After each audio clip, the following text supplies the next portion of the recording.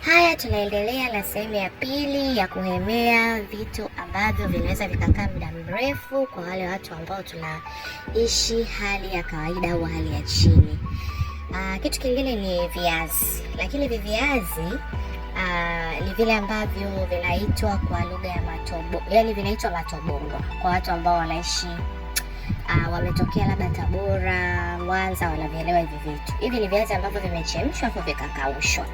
Kwa hiyo vinakaa sana muda mrefu sana. Vinakaa muda mrefu na ni vitamu, kuvipika ni rahisi sana. Yaani ni vitamu sana. Unaweza ukala kama chai, vitafunwa vya asubuhi, lakini unaweza ukala hata mchana na vinashibisha sana. Pia kuna viazi. Hivi viazi vinaitwa michembe.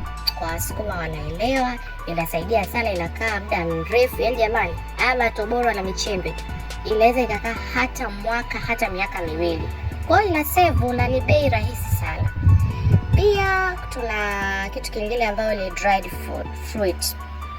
Hizi ni matunda ambayo yamekaushwa. Ni mazuri sana pia kwa kuwa navyo kwa kipindi ambacho ni cha vuguvugu kama hivi, au unataka tu ukae nayo muda mrefu, kama upendi kukaa na matunda yanaozeana kwenye friji mungu ukikatika, ukiwa na hii vinakaa muda mrefu mwenzangu, miezi hata 6. Wewe ukitaka tu kutengeneza juisi ni kuchukua, saga, kunywa. Ina save hela, ina save maisha hivyo. Lakini pia kuna mboga za majani, lakini sio mbichi kama hivi, sio raw vegetable, lakini ni mboga za majani za kukaushwa. Yaani unakuta labda kuna mingine ni matembele ya kukaushwa ambayo yanaitwa lisansa, lisansa, kitu kama hicho. Kwa hiyo kuna matembele ya kukaushwa, kuna majani ya kunde ya kukaushwa.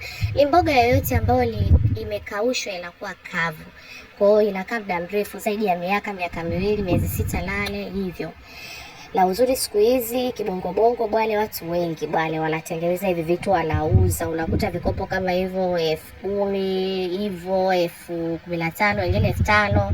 Kwa mfano kama hii hapo ni mrenda wa unga. Umeona unakaa muda mrefu jamani. Huo mrenda wa unga yani unakaa nao muda. Kwa Wasukuma pia wanaitaga nswalu. Sijajua kwa lugha nyingine au kwa makabila mengine wanahitaji. Ila ni tamu sana, inakaa muda mrefu. Ukilua kifuko kidogo tu kama hiko, yani unakaa nayo miaka na miaka jamani. Nikikwambia miaka 2, 3, mwaka mmoja, na inakuwa tamu na ni mboga nzuri. Unaona?